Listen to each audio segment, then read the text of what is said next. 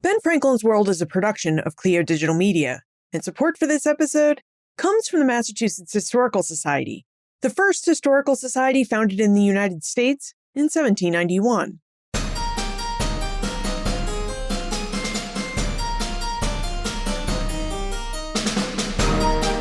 Hello, and welcome to Ben Franklin's World Revisited, a series of classic episodes that bring fresh perspective to our latest episodes and add deeper connections to our understanding of early American history.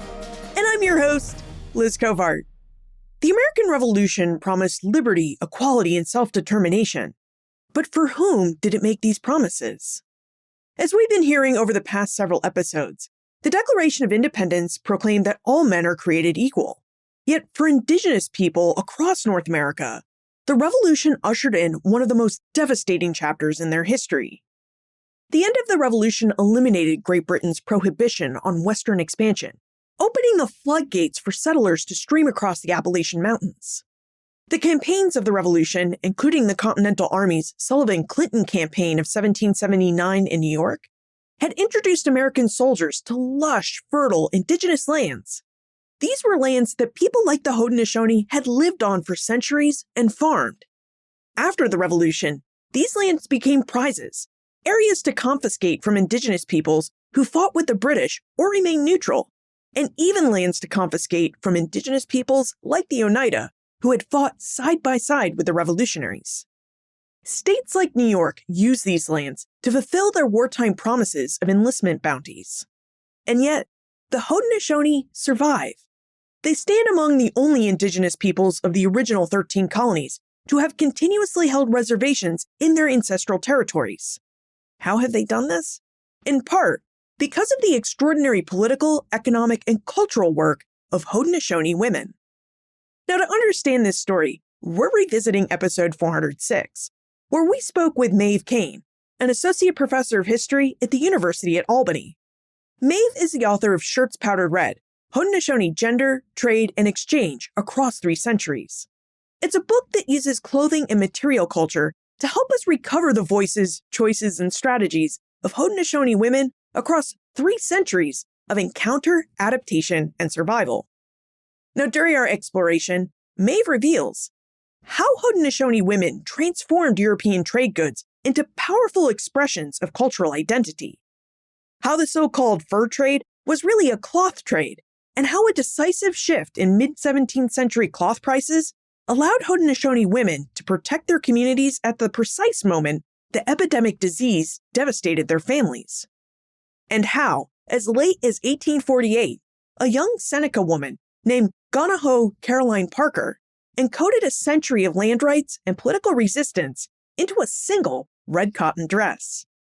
But first, if exploring questions like how were the Haudenosaunee able to survive and adapt to a post-revolutionary United States fascinates you, then you belong in the History Explorers Club. The History Explorers Club is a virtual community for curious adults to explore, discuss, and indulge in early American history. No scholarly background is needed, and instead of groaning when you share a really cool historical fact, we're going to applaud and thank you.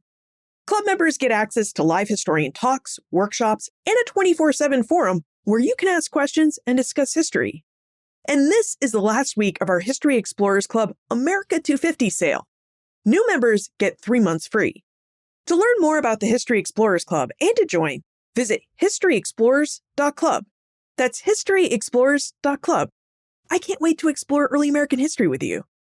All right, are you ready to revisit our conversation with Maeve Kane? Let's go meet our guest historian.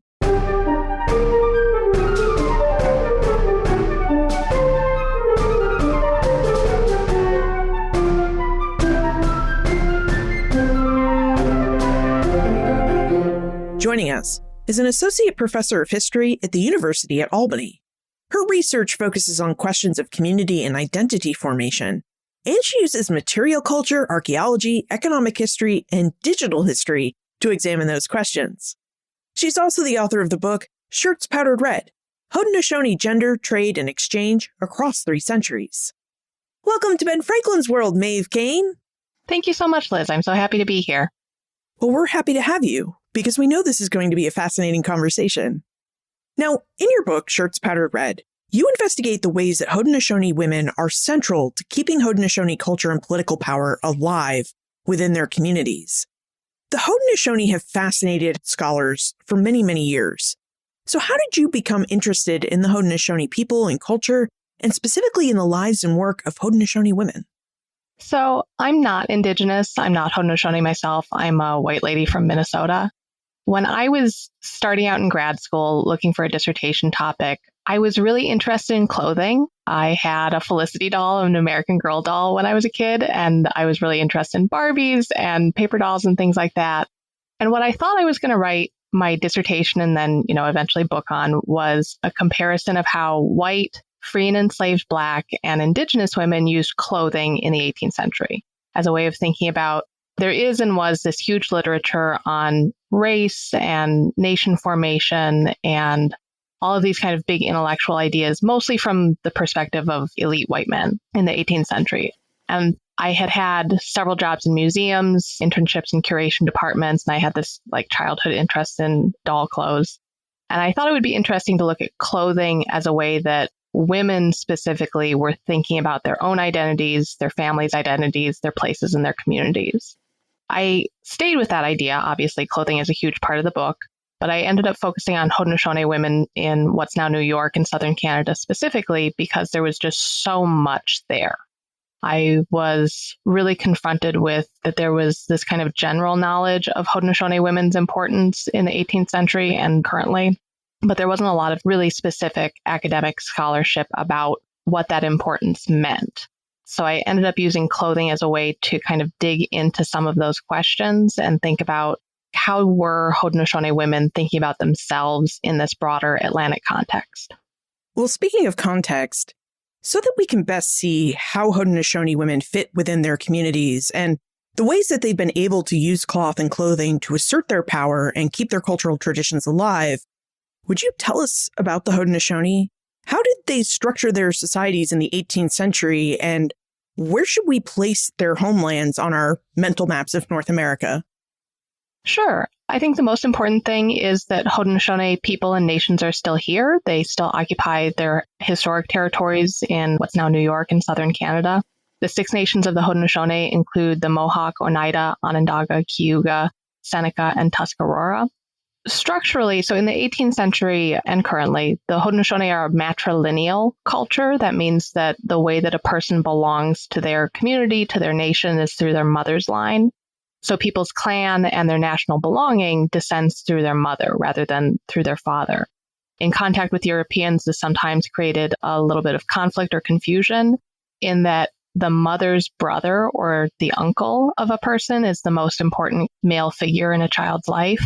Whereas for patrilineal cultures like European cultures, a father is the most important person. And in diplomatic conversations, you see this sometimes conflict between who's called a father and who's called an uncle and how is that deployed. And I think that speaks to just the ways that this cultural disjunction kind of played out in contact situations. The Haudenosaunee are a matrilineal society. So what kinds of roles did Haudenosaunee women serve in their communities during the 17th and 18th centuries when they were having regular contact with Europeans? Haudenosaunee culture is structured a lot around ideas of balance and reciprocity. So the creation story really emphasizes balance between the human and non-human world. In governance and in community governance, there's a real emphasis on balance between men and women. It's not a matriarchal culture. It's not a culture where women rule, but it's a culture where women's voice in consensus-based governance is really important. And you see that play out. Men are often outward-facing in cultural interactions with Europeans in the 17th and 18th century, but there's a real emphasis in internal decision-making on the voice and the role of women. And you see this particularly after the American Revolution in the early 19th century, where Americans are really frustrated with the presence of Haudenosaunee women. They think that the presence of women means that a space is not political or not diplomatic. So they got really frustrated that Haudenosaunee people insisted on women's presence at treaty conferences because that voice and that consensus-based governance was so important. Now, from your book, Shirts Powdered Red, we get the sense that two of the significant functions that Haudenosaunee women perform in their communities is this keeping a balance within their communities and keeping alive Haudenosaunee culture. Would you tell us more about women's work within the Haudenosaunee communities to keep their distinctive culture alive? Yeah, so part of this is formal knowledge keeping. Women kept knowledge, kept oral histories the same way that men did. Women were also involved in the creation and keeping of wampum. Wampum is a really significant kind of diplomatic, political, mnemonic device. It's shell beads that are woven into belts or into strings and used as kind of a physical symbol of an agreement or an event. And women were the primary ones responsible for weaving and creating these wampum belts. And then there would be male wampum keepers. So women are involved in formal knowledge protection and creation. They're also involved in the domestic work of what we would call reproductive labor, of clothing families, taking care of children, educating children. That's not often thought of in explicit political formal terms, but is a really foundational part of like how cultures are transmitted. How do you learn how to be Haudenosaunee? How do you learn who your community is, who your nation is? Well, you've mentioned clothing, so let's talk about clothing and cloth and how you were able to use these items as historical sources. So, as she mentioned, Maeve uses clothing and cloth to access the voices of Haudenosaunee women. Maeve, how and why do cloth and clothing serve as great historical sources and windows onto the Haudenosaunee past? How were you able to read and use cloth and clothing to better understand the lives and experiences of Haudenosaunee women during the 17th and 18th centuries? Cloth and clothing are inherently political. So we're recording this right after the 2024 U.S. presidential election. I think people understand the politics of clothing when it comes to things like slogans on hats or on T-shirts. It can be explicitly political in the words that are written on clothing. But clothing is often implicitly political in the way that it positions a person in their community. Like when you get dressed in the morning, you don't think about, I am going to make a political statement with this hoodie that was the last clean thing on the laundry pile. But people do understand if you show up to work in a blazer and jeans, that means something slightly different than a T-shirt and muddy track pants or whatever. So there are these implicit messages that we convey through our clothing that we make every single day. So for historians thinking about groups that might not have left a lot of their own written records, like marginalized and poor working class whites, enslaved Black people, Indigenous people, clothing can be a way of accessing what were the choices that those people were making on a daily basis. Why were they making those choices? There's some absolutely wonderful work done by Haudenosaunee scholars like Brian Rice and Susan Hill that get at these questions through oral history, and that's wonderful. I'm an archivally based historian, so when I was approaching this project, I was thinking about how can I access similar kinds of questions, think about where people are making their own choices, rather than there's a lot of written archival documentation written by outsiders describing what people wore. But how do you think about that in the read it against the grain of how are people making their own choices? So before we get to the European contact period, what kinds of clothing and cloth were Haudenosaunee women using and making for their families and communities? Prior to European contact, it's mostly things made out of animal hides, leather, fur, some feathers. There's some early descriptions by Europeans of turkey feathers woven into kind of a coat-shaped mantle. But people were doing things like sewing together 6 to 8 beaver hides in like a blanket or a mantle the size of like a twin-sized blanket. So you use that as kind of a wrap during the winter, a blanket when you're sleeping. Deer hides for wrapped leggings, wrapped skirts, moccasins, obviously, things like that. And how did contact with Europeans change Haudenosaunee clothing and their traditional use of leather and leather skins for clothing? Really early on in the early 17th century, right after Dutch, French, and later British people introduced cloth as a trade item, there's a lot of interest by Haudenosaunee people and other indigenous people in purchasing cloth. But one of the arguments that I make in the book is that they don't adopt it in really large scale, large numbers until the prices go down. There's this point in the mid 17th century where there's a tipping point in the sale prices. And that's when I think you see Haudenosaunee and other indigenous people adopt cloth in the place of these previous leather and hide garments. And that's because it becomes so labor saving. So there's this tipping point where instead of using 6 to 8 beaver hides to make one person's coat or blanket, you only need one beaver hide to buy a cloth blanket of the same size. So it's like with the same number of beaver hides, you can suddenly clothe 6 to 8 adults with the same amount of furs. So it's a huge, just radical change in the amount of work that you need to clothe a family. And in the context of this is the same time that epidemic diseases are starting to affect Haudenosaunee communities and other Indigenous communities, the Mohawk scholar Susan Hill has made this argument about the labor necessary to support communities and sustain communities through this period shifts radically because of epidemic disease. So the argument that I make is that the drop in cloth prices makes it possible for families to sustain themselves in this context, makes it possible for Haudenosaunee nations to survive through that very critical period. I was really struck when I read your book, Shirts Powdered Red, at the sheer amount of labor that could be saved by trading furs for European cloth. Would you tell us about the amount of labor that Haudenosaunee women invested in creating leather-based clothing, and also talk about the labor that they were able to save when they switched to cloth-based clothing after European contact? So if you're looking at making garments out of leather or fur, you have the labor of hunting and trapping. That's primarily, for Haudenosaunee people, that's primarily men's work, but women would also travel. So hunting parties would often include whole families where you're setting up a seasonal camp for part of the fall and setting trap lines, hunting, etc. So you've got the first stage of the hunting, which takes up significant time. Then once the animal is trapped or hunted, you have to skin it.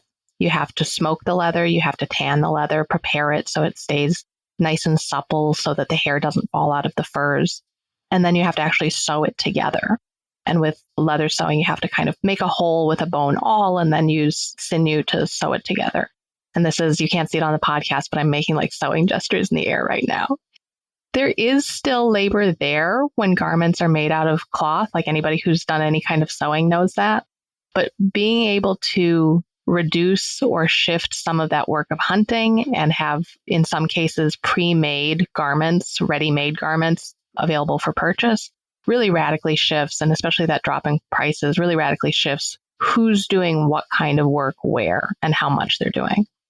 When we spoke with Susan Sleeper-Smith about Indigenous demand for European manufactured cloth, before Indigenous people could really get access to the cloth that they wanted, they had to establish long-term trading relationships with Europeans. Would you tell us about the relationships that the Haudenosaunee had with the French, the Dutch, and the English colonies of the 17th and 18th centuries so we can get a better understanding of how they established long-term trading relationships with Europeans? In a lot of ways, for the Haudenosaunee in the 17th and 18th century, trade was diplomacy and diplomacy was trade. That important ethic of reciprocity and balance that I mentioned coming out of the Haudenosaunee creation story is a underlying philosophical framework as part of this, where you see in a lot of diplomatic interactions in the 17th and 18th century this emphasis on the need for reciprocity and fair dealing in both trade and diplomacy, where you can't have a fair diplomatic situation if you have traders who are price gouging, basically. And you can't have trade if you don't have a friendly diplomatic relationship. So a lot of early diplomatic encounters really included this emphasis on the need, both trade as a show of respect, of willingness to exchange in safety. Like you see this in one of the first possible encounters in Haudenosaunee territory with the 1609 encounter between Hudson and either Mohican or Haudenosaunee people. They exchange food, they exchange goods, and it's this kind of token of fair dealing and safe dealing, that people are safe to exchange in this situation. And then in the 17th and 18th centuries, you see trade is kind of the thread that connects people, and pun intended there. Trade is meant as this conduit that keeps people tied together without one dominating the other because of the emphasis on reciprocity and balance. As you were saying, trade and diplomacy often go hand in hand. And when we think about diplomacy and negotiations in the 18th century, it's likely that many of us are going to picture in our minds Benjamin Franklin going to France or John Adams going to the Netherlands and England to negotiate treaties of friendship and peace. But when we look at the Haudenosaunee context of diplomacy, women were actually very active in diplomatic negotiations. And this isn't something that we see with Europeans. We didn't see Benjamin Franklin and John Adams taking women into these negotiation rooms. They were interacting with other men. So would you tell us more about the involvement of Haudenosaunee women when the Haudenosaunee are conducting trade and diplomacy? Sure. So I mentioned earlier that consensus-based governance was so important. So in a lot of treaty situations in the 17th and 18th century, one of the expectations was that British, Dutch, French negotiating officials would offer a gift. And this is part of that token of it shows the seriousness of the intent that people have put forethought into this. Haudenosaunee would offer a gift of wampum in return as a symbol of this is a serious diplomatic negotiation that some thought has gone into. And the gifts from European negotiators to Haudenosaunee communities in this setting often included things that really specifically were intended for women. So things like needles, thimbles, children's shirts, women and children's stockings, things like that. And it's part of recognizing that the entire nation is part of this negotiation, that there has to be consensus broadly within the community or the nation in order for the treaty negotiations to be successful.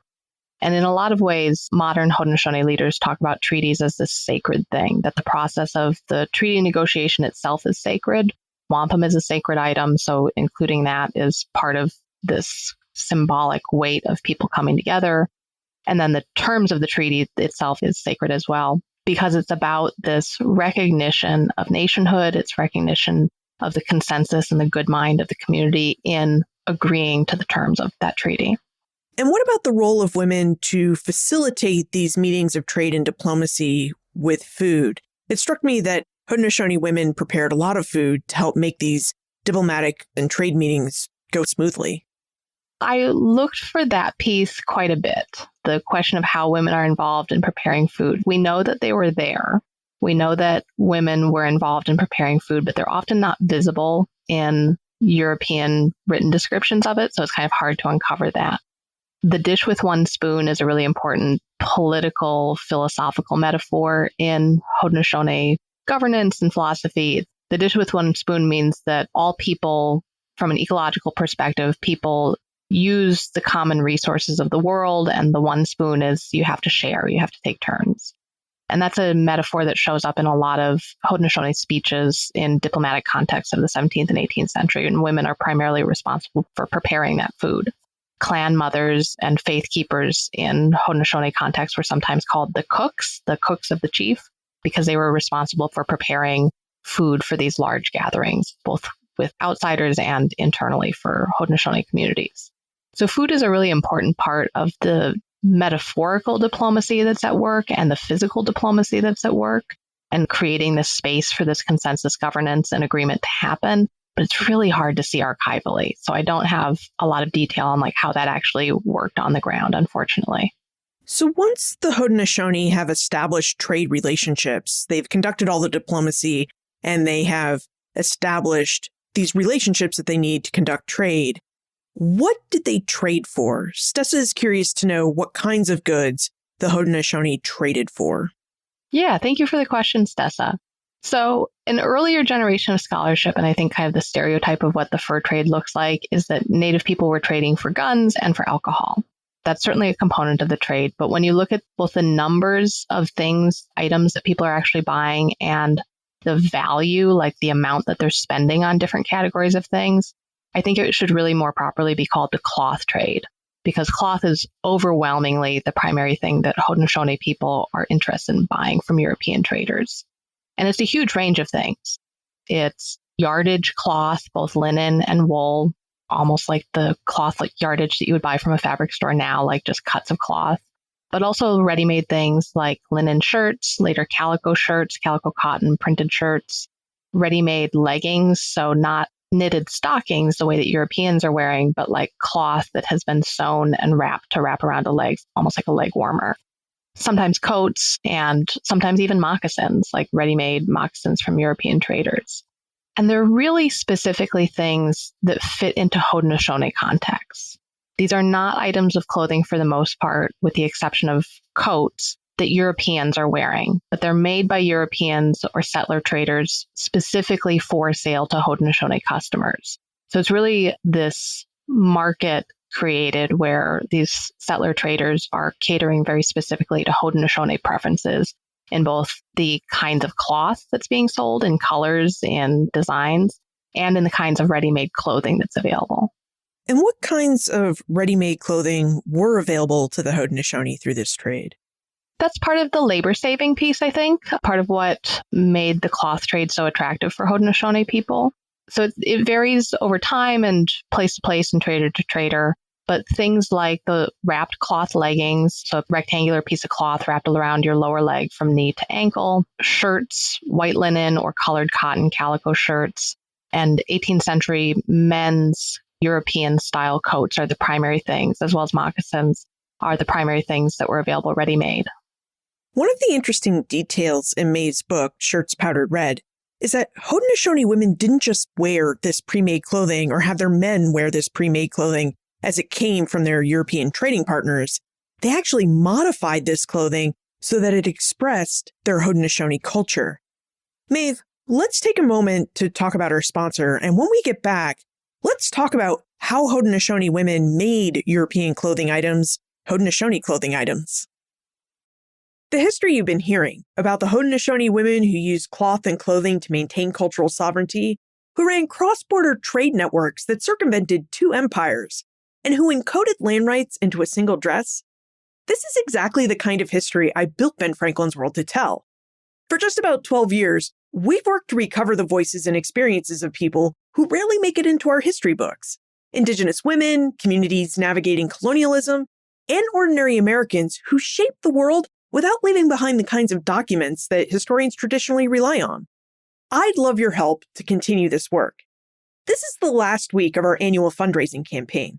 Between now and July 31, 2026, we'd like to add 50 new donors. It's our 50 for 250 campaign.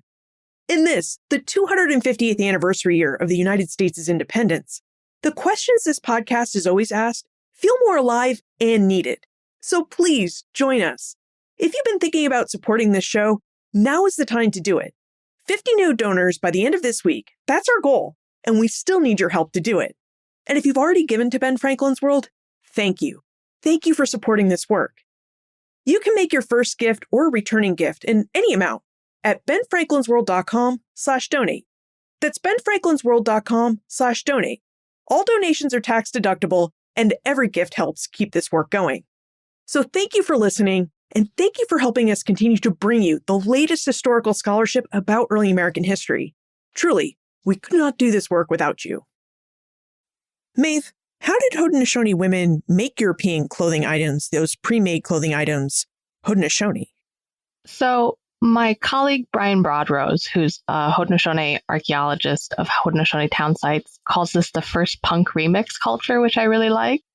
And what you see Haudenosaunee people in the 17th and 18th century doing is not only do settler traders like very specifically cater to specific items of dress like leggings, like moccasins, like specific kinds of shirts that Haudenosaunee people want, but then after bringing them home, Haudenosaunee women would decorate them. The first image in my book is 18th century image of a Haudenosaunee woman wearing a lot of these ready-made clothing items. And she's decorated them with ribbons, with silver brooches. In other cases, you can see moose hair or porcupine quill embroidery added to items or worn alongside this ready-made items.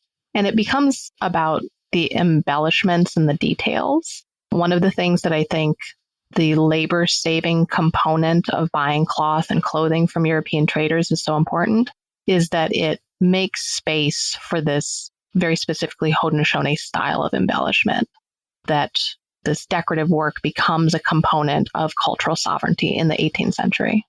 How shrewd were Haudenosaunee women when it came to trading? Did European men who were in charge of the European side of this trade ever try to take advantage of the fact that on the Haudenosaunee side, women were actually the ones in charge of negotiating for trade goods? I think there's a real tension there. Part of the work that I do in the book is going through these itemized account books, which are specifically the name of who bought what, when, for how much. And half of the people buying from these European traders are women, so they can't be ignored. And you see that also in like the terms of the trade. Women don't get different prices. There doesn't seem to be any conflict over who's doing that trade.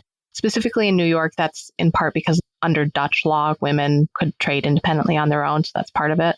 But that's true in the English period and with English traders as well. So part of this is European traders can't ignore women's economic power. They trade on their own account in their own cultures. They bring a lot of furs and other things to market, so they kind of have to be dealt with. But the tension is the English take over New York in 1664, and after that, it's under English law. And what you see after that is, over the course of the 18th century, Indigenous women lose their names in a lot of these account books. So they're still there and they're still noted as these traders, but they less and less over the course of the 18th century are noted by their name. And they're often identified as so-and-so's wife, so-and-so's mother, things like that. So it's this tension between the on-the-ground reality that European traders needed to make money by trading with these women and trading with them on their own account. But there's this cultural sense that they're not really their own person. And I think that you can kind of see colonialism in action in that way. In Shirts Powdered Red, you talk about the power that women built through trade, especially through the Albany-Montreal trade. For example, you discuss the remarkable stories of the Haudenosaunee sisters, the widow Dagneau, and different Haudenosaunee women and how they built trading empires. So would you tell us about these women and about the Albany-Montreal trade? I love the Haudenosaunee. They're some of my favorites. So the British and the French in the 1730s, 1740s, 1750s, the British and French colonial governments would have really liked to make the trade between Albany and Montreal illegal.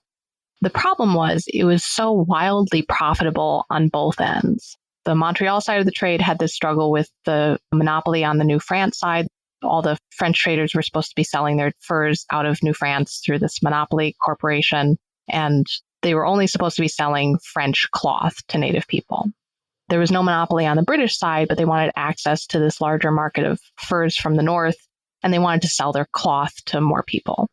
So what happens over the course of the mid-18th century is this secretive trade that's illegal for French people in New France to participate in. It's illegal for British and Dutch people in Albany to participate in, but it is not illegal for Haudenosaunee people to participate in, because French and British law just can't apply to them because it's movement through their own territories. The governments of New France and New York have no jurisdiction there. So the way that Widow Dagneau or the Haudenosaunee sisters come into this is they used Haudenosaunee couriers to conduct this trade. There's this couple of Mohawk women named Agnes or Therese who courier big caravans of canoes full of beaver pelts down from Montreal through the Champlain Valley, the Hudson Valley to Albany. They trade those pelts to Albany traders like Robert Sanders, who becomes mayor of Albany because he makes so much money on this trade. They sell those pelts to folks like Robert Sanders. He sells them cloth in return, and they take it back up to Montreal. And it makes a lot of money for everybody on all sides of the trade. The trade may have made some people rich, but it also seemed to pose a really big problem for the French and British empires during the 7 Years' War because no one knew who to trust or who might be passing information on. So people really weren't supposed to be trading with either the French or the British while they were at war with each other. Yeah, and it speaks to, I think, the enduring connections between Haudenosaunee communities in different places. So the British and French really wanted places like Kahnawake, for example, to be wholly British or wholly French. But Kahnawake really specifically insisted on the trade was part of their connection to their Mohawk Valley kin, communities like Canajoharie that remained in the Mohawk Valley of what's now New York, and that the British and French could not outlaw that trade because it was about Kahnawake and Canajoharie's connection to one another. And they couldn't. The Haudenosaunee connections, Haudenosaunee sovereignty was primarily important, and the British and French had no jurisdiction over that. I also think it shows some Haudenosaunee ingenuity as well, because boundaries were and are fluid. They weren't just the lines that Europeans drew on maps, and the Haudenosaunee knew this, and they basically found a kind of loophole in European imperial law and used it to better their own communities through this trade. Yeah, the Mohawk word for what's now the U.S.-Canadian border translates literally into English as where tracks are dragged. It's a line that has been dragged in snow by animal tracks. It's not real. It's a thing that has just been drawn. So it has no legal reality for those communities.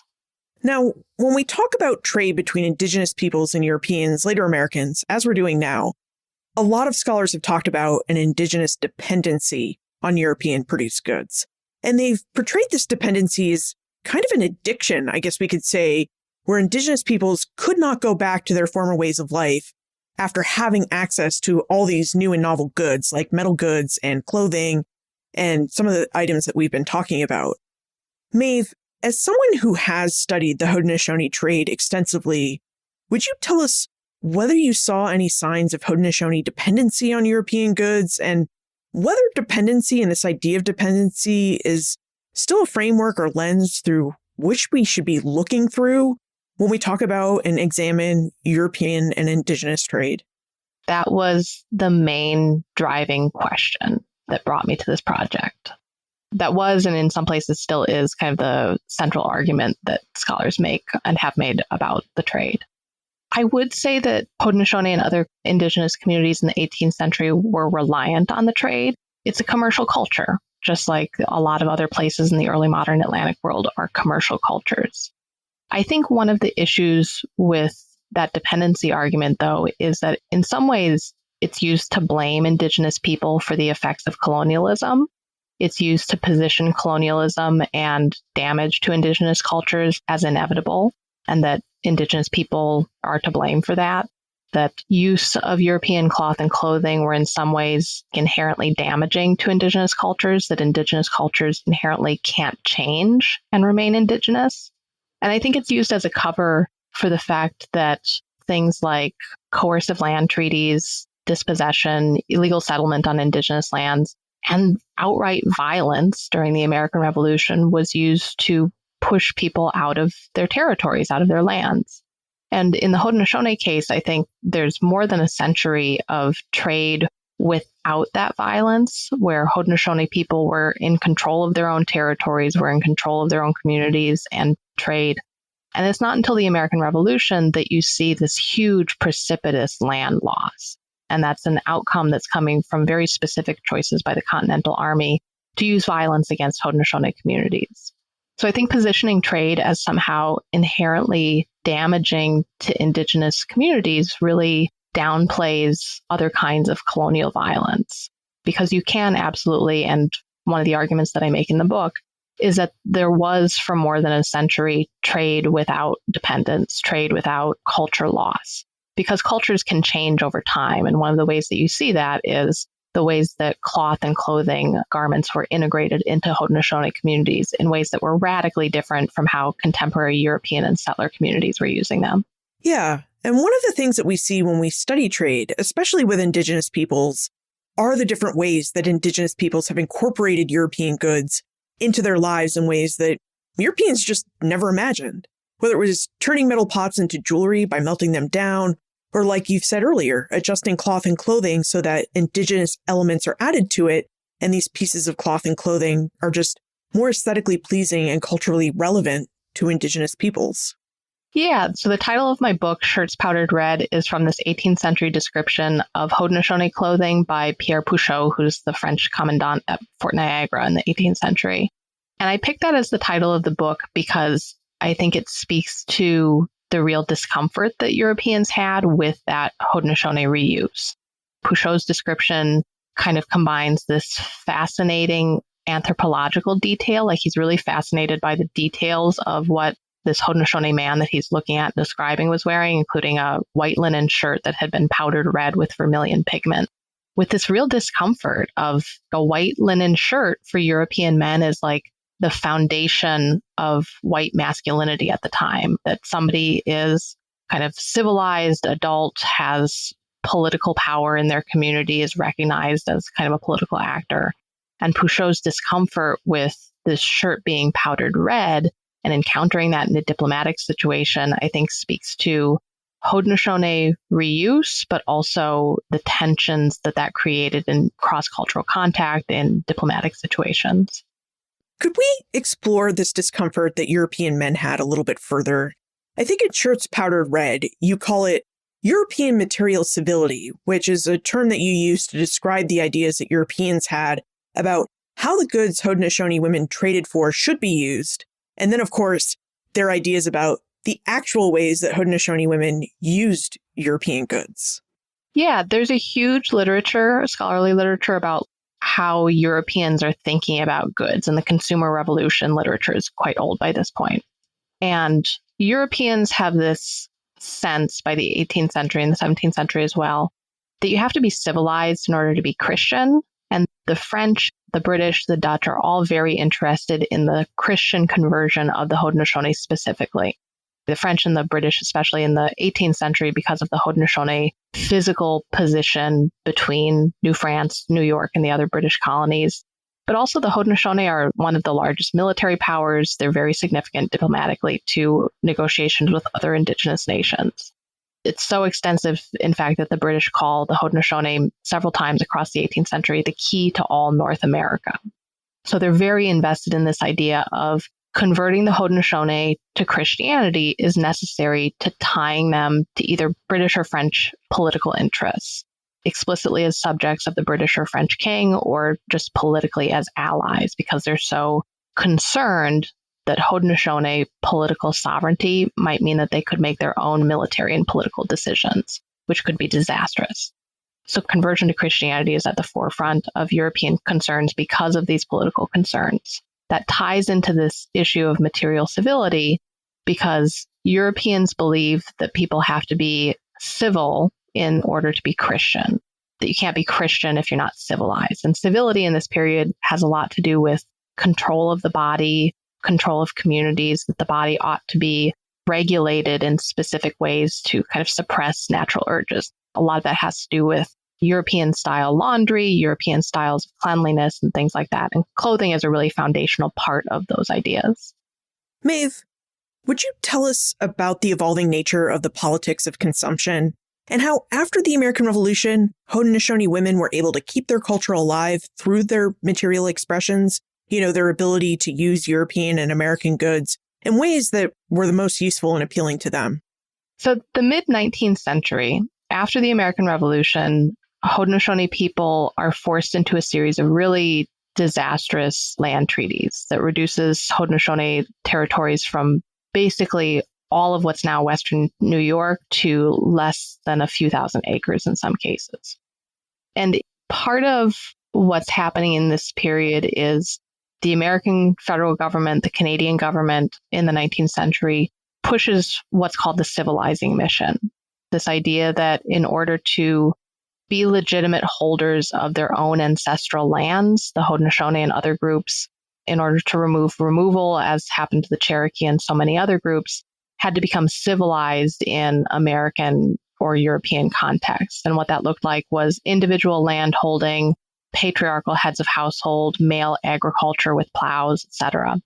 And in this period, the last chapter of my book, I look at the Parker family, and specifically this woman named Gahano Caroline Parker, who ended up being Lewis Henry Morgan's most influential, I think, informant on what became his first book, The League of the Haudenosaunee. It's this really foundational work for early American academic anthropology. And Gahano Caroline Parker's work with Lewis Henry Morgan, I think, speaks to how she and other Haudenosaunee women were thinking about their cultures in this period. So in 1848, Lewis Henry Morgan asked Parker to make what he called the most ancient and traditional costume of the Iroquois, both a set of men's clothing and a set of women's clothing. And both of these sets of clothing are still held by the New York State Museum. And he wanted these as examples of what we now call salvage ethnography. He had this idea that Haudenosaunee culture was disappearing. He wanted to document it, and he asked Parker to make these items in this context. And what Parker made, and she's on the cover of my book, a photo of herself wearing this set of women's clothing, is she made a set of clothing out of a red cotton overdress, a blue wool skirt, a blue wool wrapped blanket that echoes both modern Haudenosaunee women's regalia, ceremonial regalia that Haudenosaunee women were wearing in the early 19th century, but made of silk and velvet, and what Haudenosaunee women were wearing in the 17th and 18th centuries. And she made especially the cotton overdress really specifically out of red cotton cloth, because at the time that she was making these items, the 1794 Treaty of Canandaigua was in danger of no longer being recognized by the U.S. federal government. And one of the most important things about the Treaty of Canandaigua is that it ensured the recognition of Haudenosaunee territories and the sanctity of their ancestral lands. And the annual payment for some of the lands that had been ceded under the Treaty of Canandaigua was made annually in red cotton cloth. So in the 19th century, at this point of the most significant danger to Haudenosaunee remaining lands, remaining sovereignty, Parker made this set of clothing that I think speaks to her own historical narrative of who the Haudenosaunee are and were. That this treaty securing their lands after the American Revolution was this centrally important part of Haudenosaunee identity, and that they would remain in their lands. And she's like 21 years old at the point when she makes this set of clothing. And later in her life, she's known as like a very staunch advocate against removal. And I think you can see that thread in that set of clothing that she made. Were you able to look at and examine the sets of clothing that Gahano Caroline Parker made as you did the research for your book? Yeah, it's still held by the New York State Museum. It's not currently on display. It was actually in fairly poor condition at the time that I was writing the book, and it was only recently restored by a conservator. So it is still extant. Researchers can look at it. Haudenosaunee artists who are interested in the beadwork that Parker has done have gone and studied it, but it's not currently on public display. Wow. I'm just thinking about being able to look at this clothing that Gahano Caroline Parker made. It must have just been an incredible source to look at and think about. One of the things that I find really interesting and compelling about clothing as a historical source is how personal and intimate it is. I had spent a lot of time before I saw the dress reading about Parker and reading some of her letters, which is its own kind of intimate look at a person. But it was really different seeing this dress. The photo of her for a certain subfield is really iconic of her wearing this dress. But to actually see it in person and have a sense of the physicality of her as a person was really different. One of the things I also think about a lot is, as a white person, this is not my history. This is not my culture. I try to be very conscious of that. And I try to think about the things that I can't see. When I was writing this book, my grandmother passed away. My grandmother was the person who taught me how to sew, taught me about why clothing and women's work matters. And when I was packing up her house after her death, I was really struck by all of the things that her things don't speak to. And she was somebody that I knew in life that I spent a lot of time in my childhood with. And I didn't know her. And I try to be very conscious of that as a historian, that we can access people's thoughts in these ways, but they are never going to be direct. There's always historical distance. Maeve, what do you think the legacy has been of Haudenosaunee women's work to trade for colonial goods and then to use those goods in distinctly Haudenosaunee ways? And I guess this is a two-parter because I'm also curious about how you think or hope this legacy will shape our ideas about Haudenosaunee women's work and culture. So the Haudenosaunee are unique in some ways. In Eastern Native groups that had early contact with Europeans and what becomes the United States. They're unique in that the Haudenosaunee are some of the only groups that remain in their ancestral homelands in the 13 colonies. There are other groups that have reestablished reservations and reestablished recognition in those states or former colonies. But the Haudenosaunee are the only ones that have continually recognized reservations in their ancestral territories. So that's a bit unique. And I think that part of that comes from the very significant work that these women did in their communities to preserve their communities. There was a lot of pressure in the early 19th century for the Haudenosaunee to remove out of their ancestral territories. And women's work in preserving cultural sovereignty, political sovereignty, and allowing their communities to survive those pressures is one of the things that I think has allowed that to happen. And now it's time for our segment 1776 in Context.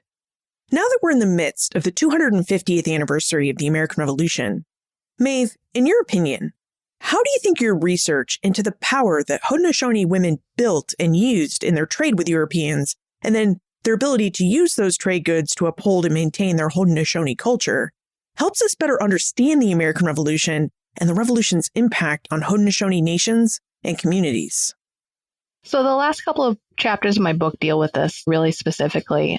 Haudenosaunee women's cultural power, political power in their communities was so significant that it made them targets of political violence during the American Revolution. In 1779, the Sullivan-Clinton campaign was against Haudenosaunee territories that were at that point neutral, was the largest and most expensive campaign of the Continental Army to that point in the war.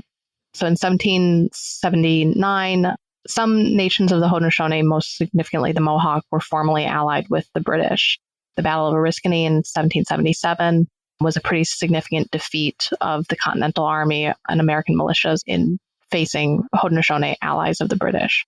So there's this concern by the midpoint of the American Revolution about Haudenosaunee military power.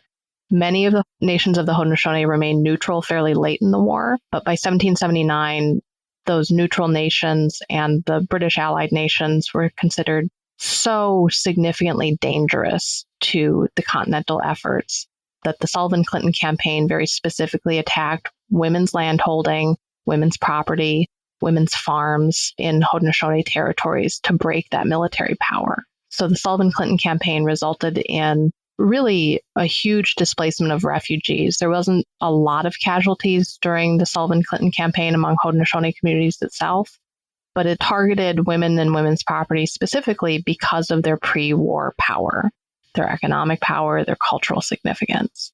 And it was really aimed at devastating Haudenosaunee communities to the extent that they would not be able to aid the British.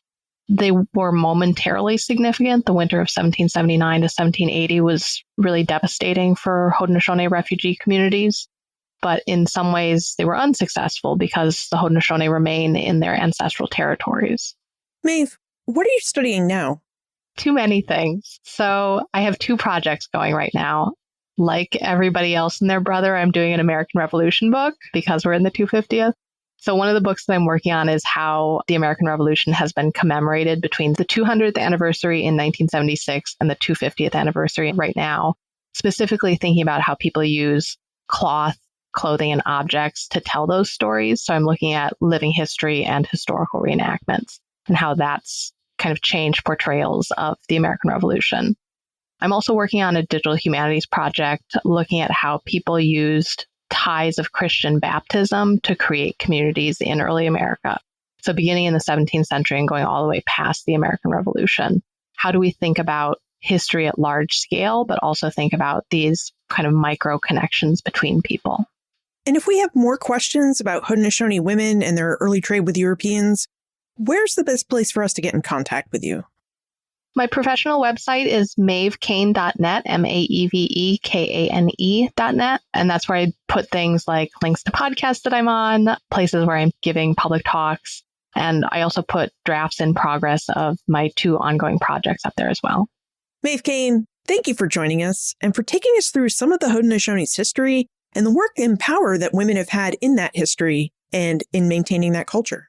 Thank you so much for having me, Liz. Listening to our conversation today, a few things stand out. First, clothing is not merely fashion. For Haudenosaunee women, the act of acquiring, customizing, and wearing European trade goods was an act and is an act of cultural sovereignty. By adding porcupine quill embroidery, silver brooches, and ribbons to European shirts and blankets, Haudenosaunee women transformed imported materials into distinctly Haudenosaunee materials. Second, the dependency narrative. The idea that the trade in European trade goods was inherently damaging to indigenous communities is, as Maeve made clear, a story that obscures colonial violence. Haudenosaunee communities traded with Europeans for more than a century without losing their culture or their autonomy. It was not the cloth that damaged the Haudenosaunee. It was the Sullivan-Clinton campaign in 1779, the largest, most expensive Continental Army campaign of the War for Independence. This campaign specifically targeted the farms and land holdings of Haudenosaunee women, and it was the relentless land seizures that followed the war. This is a topic that we're going to pick up next week in episode 448, where a conversation with Maeve showed us how Indigenous women adapted and resisted in the aftermath of the revolution through trade, clothing, and cultural continuity. Our next episode asks a harder question. How did Indigenous land dispossession and Indigenous slavery operate together before, during, and after the American Revolution? Look for more information about Maeve, her book, Shirts Powdered Red, plus notes, links, and a transcript for everything we talked about today, all in the show notes page. BenFranklin'sWorld.com/406. Friends tell friends about their favorite podcasts. So if you enjoy Ben Franklin's World, please do me a favor and tell your friends and family about it. Production assistance for this podcast comes from Joseph Edelman, Karen Wolf, and Morgan McCullough. Breakmaster Cylinder composed our custom theme music. Ben Franklin's World is a production of Clio Digital Media, and support for this episode comes from the Massachusetts Historical Society, the first historical society founded in the United States in 1791.